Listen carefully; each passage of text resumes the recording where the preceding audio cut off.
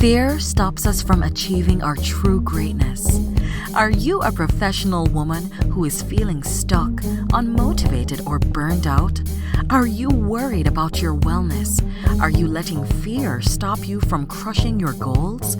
If you answered yes to any or all of these, then this is the podcast for you. Dr. Charmaine Gregory, night shift emergency physician, burnout thriver, and wellness champion, along with everyday heroes just like you, will explore how to face fear in our lives and emerge victoriously.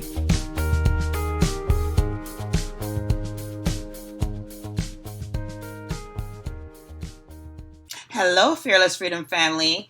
Dr. G here, and today we have a solo episode, and I just wanted to share with you guys some experiences that I had over the last couple of weeks, one of which has to deal with my fear of public speaking, because you guys know that is something that I'm constantly working on, constantly working to be better at giving to audiences and making a difference with the message, and then learning from audiences how I can make the next time I get in front of an audience better. So I do my very best to prepare as much as I can before I give a talk. I like to give talks that I have basically internalized. And so it is an opportunity to then be able to flow with the talk, to be able to interact with the audience, to be able to work the room, and to get feedback in real time from the audience. So that is typically what I do. So I had the amazing opportunity, thanks to a colleague of mine, Dr. Diane Nordlum. So she is an amazing emergency physician. She's also a lawyer, and she does these fantastic risk management talks for colleagues, and she does this all over the country, and she's phenomenal.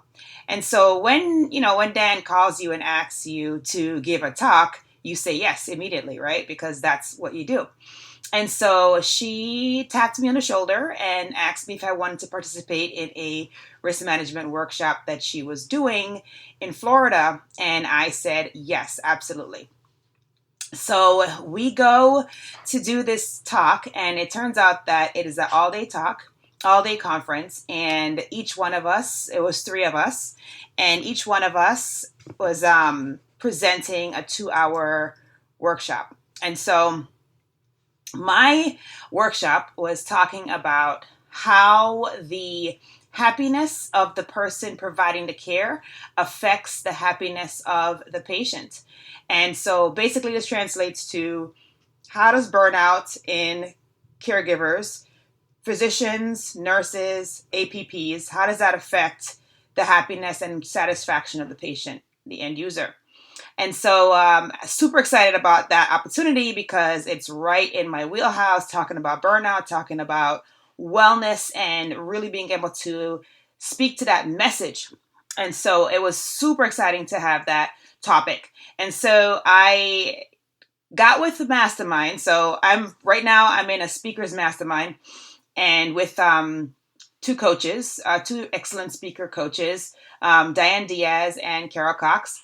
And so the amazing women who are in the mastermind, we chatted about kind of what the workshop was going to be about. And I asked if there are any ways I could make it more exciting, so that 2 hours in a room, hearing someone speak. And all of us in emergency medicine are pretty much attention deficit. We have attention deficit disorder because we tend to not ruminate on things for too long. We basically see the data, apply the data, and take action. That's how we think. And so that does not take a lot of time usually. And so our attention span usually is pretty short. So keeping all this in mind, I got with the mastermind. I said, ladies, can you help me? Please, let's figure a way that we can make this more fun for the 2 hours. And they had some incredible ideas. And so I chose to adopt one of the ideas. And so that idea was to actually utilize an interactive software during the talk. So I'd used Kahoot before, which is one of the softwares that were suggested. And it is amazing. It's fun. You can do live quizzes. You can have an interaction with the audience. And so I tried to do that at first, and it didn't really work out that well with my talk. And so I ultimately ended up going with a software called Mentimeter. And so I love the interface. I thought it was fabulous. It was able to, interface with PowerPoint, which is great. And so I thought that this would be the way to go. So I integrated the Mentimeter surveys into my talk and just proceeded. So unfortunately, so when I was doing the testing, so obviously, when you're doing something new, you want to do some testing. And so when I was doing the testing, I was in the hotel room, really strong Wi-Fi. Everything was working perfect. It was fabulous. And I was super excited, thinking this was going to be amazing. So like I said, I was going to be the first person speaking, and I had the 2-hour slot. So there I was, so that Monday morning came. So Sunday, everything was working great. Monday morning came, and I started my talk, and things were going fabulous. Okay, so really excellent, on point. Like, people were interacting. It was beautiful.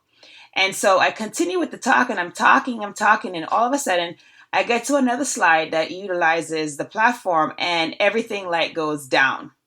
So I didn't mention that the other thing that I was doing was I have a new laptop, and I didn't have PowerPoint because I didn't have Desktop 360, or is it called? I forget what it's called. But anyway, the Microsoft 3, whatever, the Microsoft Office suite is. I didn't have that installed on a new laptop. And so because it was on the old laptop, you guys know the story, but I dropped it, and the face broke, the screen broke. And so it was cheaper to get a new laptop than to actually fix the screen. So that's why I have a new laptop.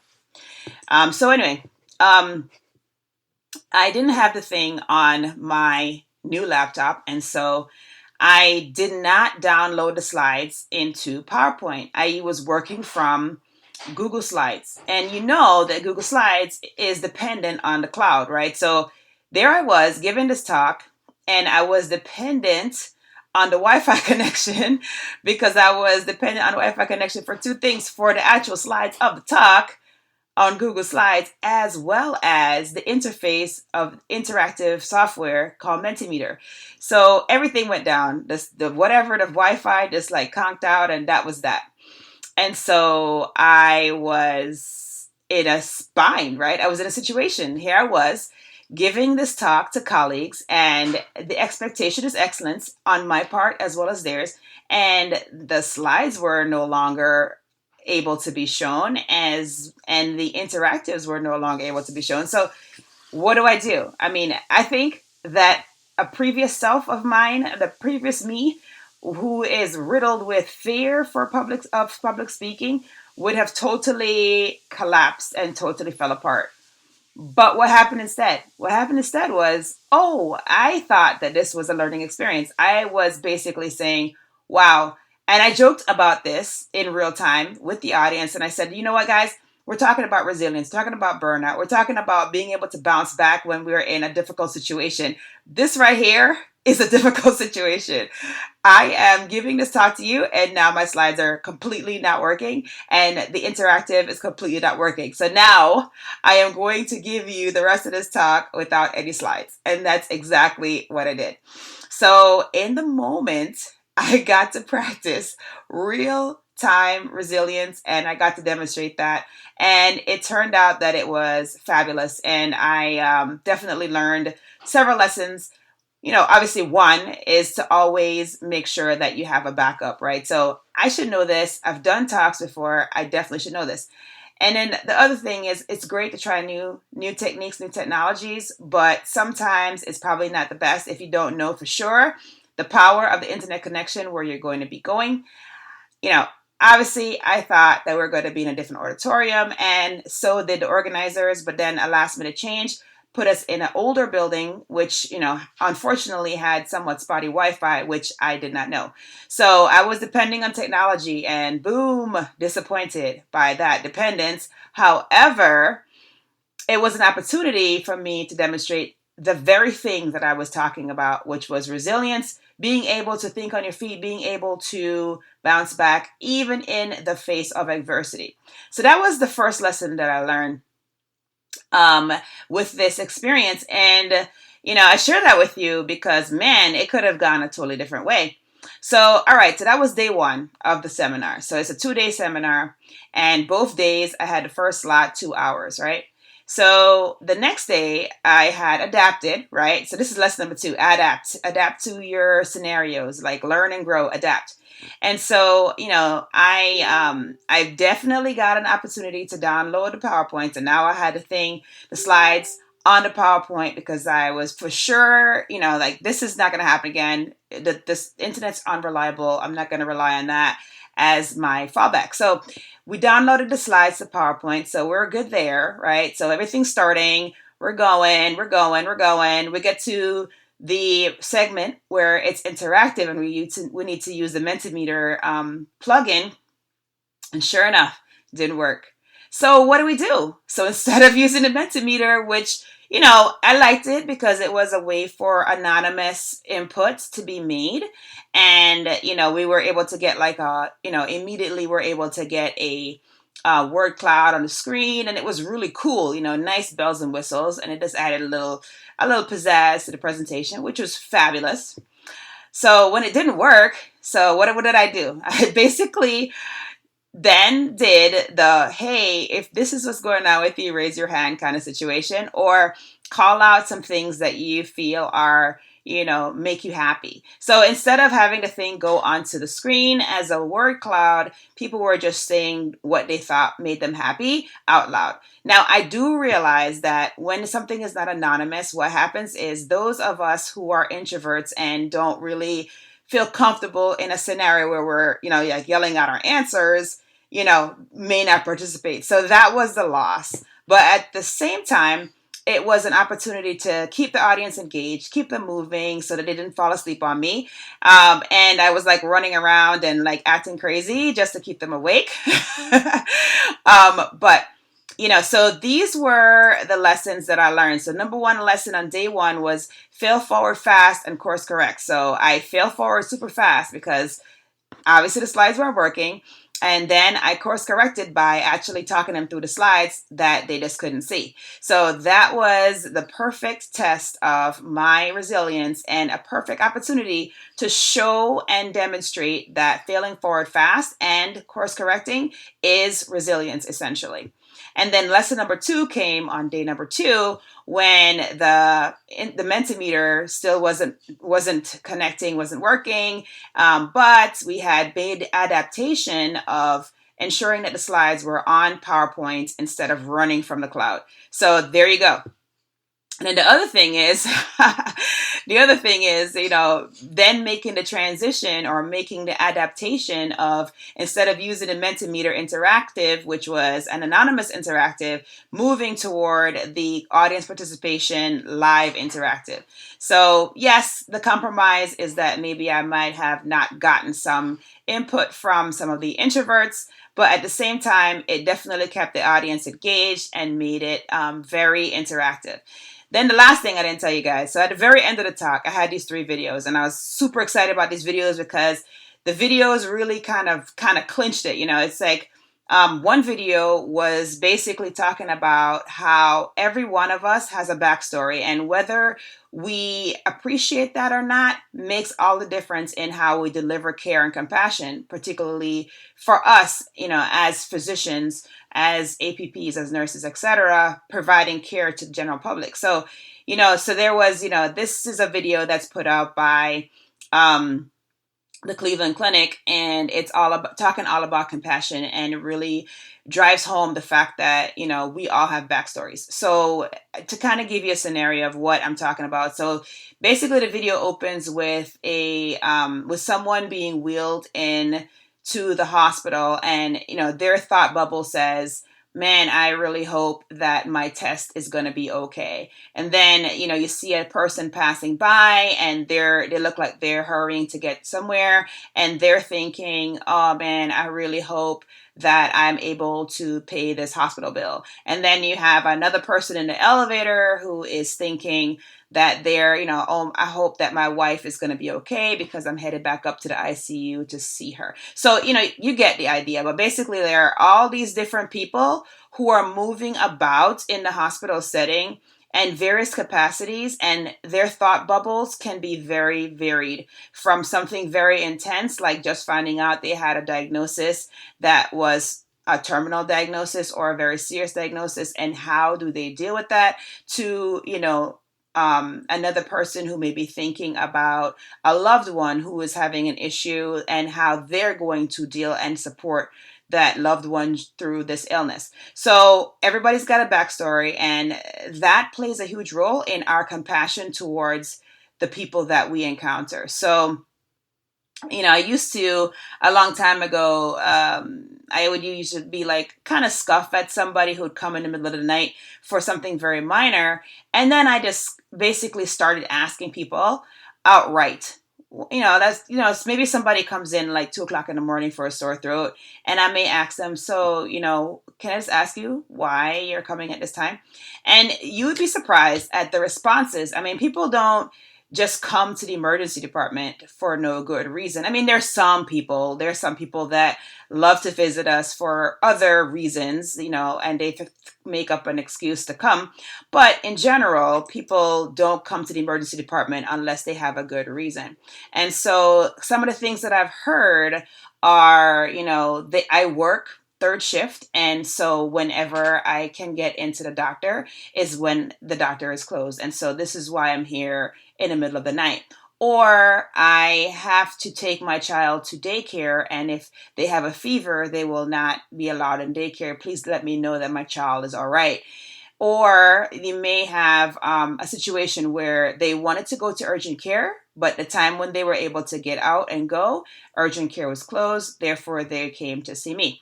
So, now I don't scuff, because I realize that we all have a backstory, all have a rationale for why we do the things that we do. And one of those things is coming to the emergency department and seeing myself or seeing a partner of mine.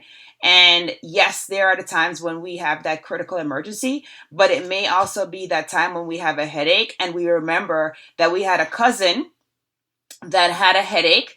And then the next thing you knew, that cousin was in surgery because they had a head bleed, or they had a bad outcome, or God forbid they died. So, there's always a reason behind the things that we do, the way that we present, and it is up to us as people who deliver medical care to try to elicit that. Now, is it easy to do that in a very quick encounter in the emergency department? It's not always easy, but what I try to do at the end of my encounters is really just ask my patients, is there anything else that you think that we should talk about, or is there anything else that's concerning you that you'd like to discuss?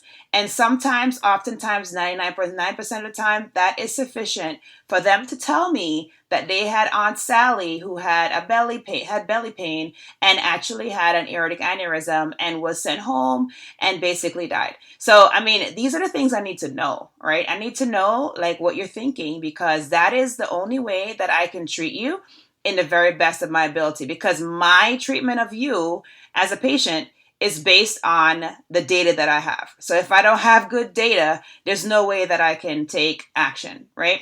So, this is a little bit of a divergence from my fear discussion, but those were the things that came up, and that's what so this video, right? So I'm telling you this whole story because of the video. So the video, that was one of the videos. Another one of the videos was talking about what is it like to be a patient as a doctor.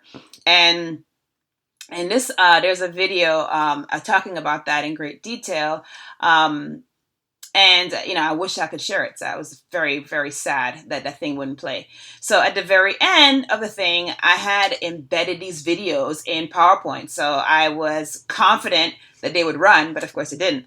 So then what do? Did I just get frustrated at that point? I guess I could have, but again, another test of my resilience. And so I did, in lieu of playing the video, which wouldn't play, I just described to the audience what the video was about and tried to convey to them the imagery that they represented. So, this is real, you guys. This is real. This is facing fear. This is how we become better. This is how we grow. And so I was facing my fear and I was being tested at the very same time. I walked away with two valuable lessons. Lesson number one was failing forward fast and course correcting, practicing in real time resilience, practicing that, having that tested, being able to make a joke about it in real time to ease the tension. And then lesson number two was adaptability is imperative when facing fear, right? So being able to adapt to the fact that the Mentimeter still wasn't working, and then turning it into a raise your hand or shout out your response kind of alternative. And then the other thing was at the very end of the talk, when the 3 videos that I embedded refused to play, just talking the audience through the imagery and the concepts of the video since they were unable to see it.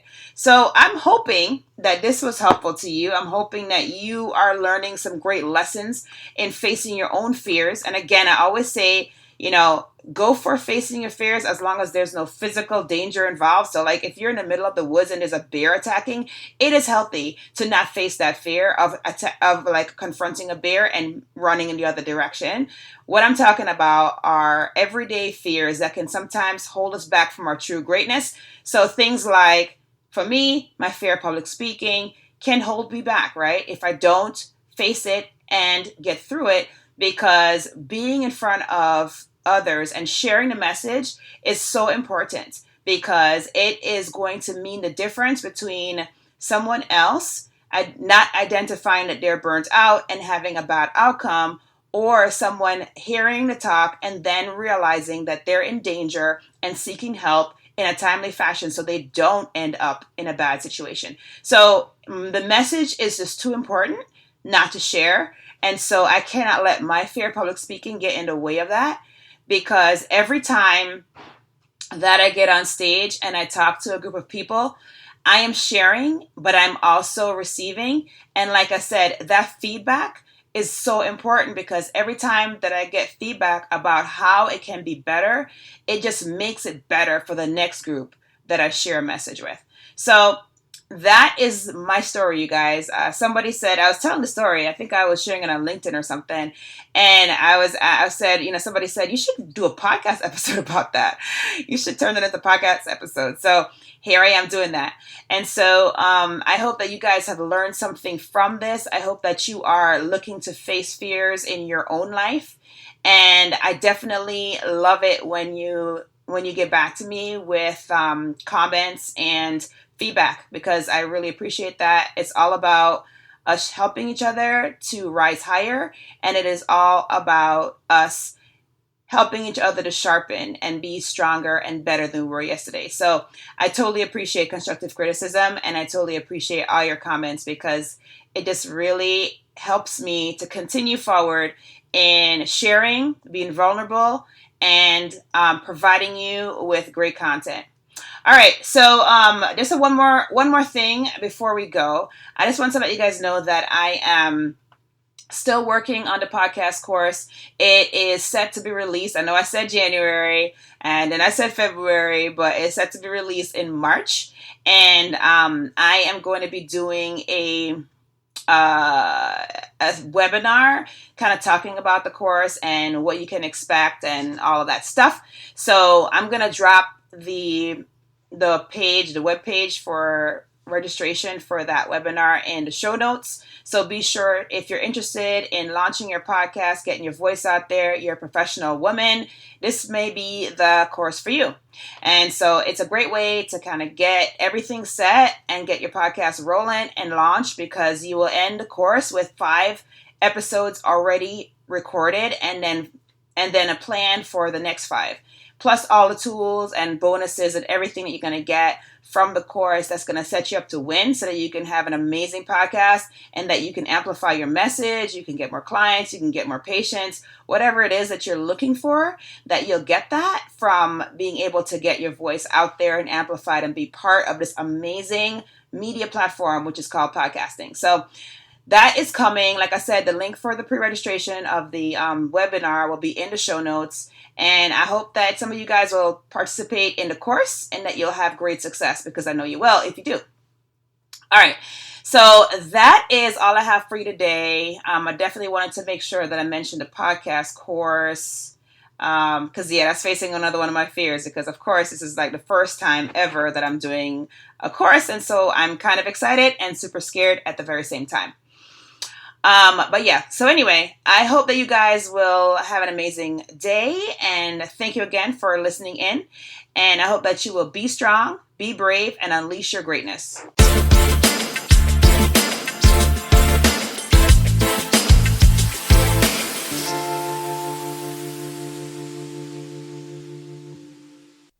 Thank you for joining us today on this journey. Fear is all around us. It strives to stop us from achieving our greatness. We have the tools to be overcomers. By sharing our stories, supporting each other, and doing self-reflection, we can do this.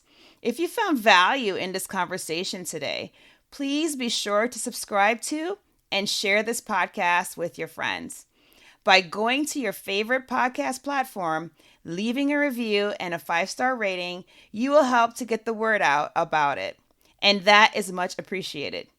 Thanks again for spending time with us. I appreciate your time and your attention. It is my hope that you will punch fear in the face today, and that you will be strong, be brave, and unleash your greatness.